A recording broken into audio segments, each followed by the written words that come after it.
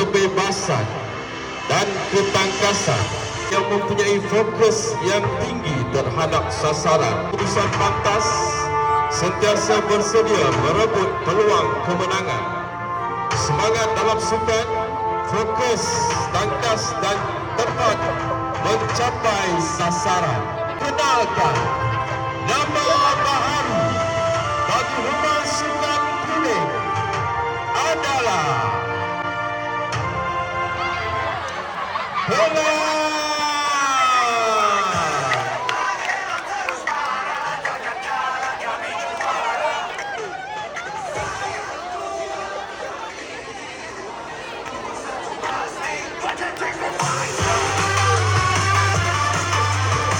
Rumah Biru.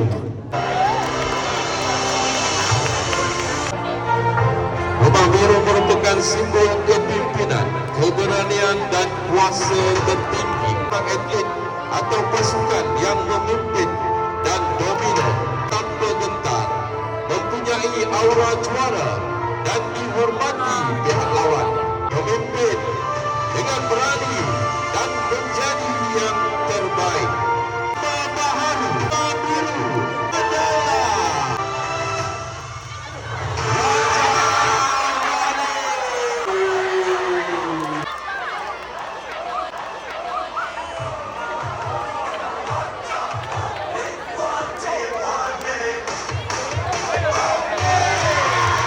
Untuk tampil ke atas pentas akan merasmikan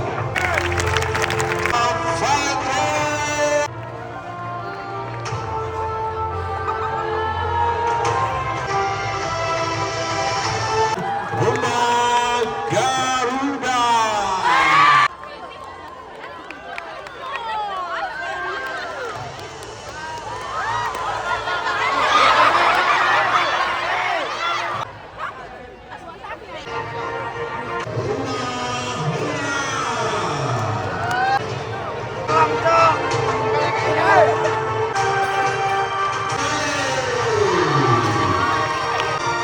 Ketua Guru Rumah.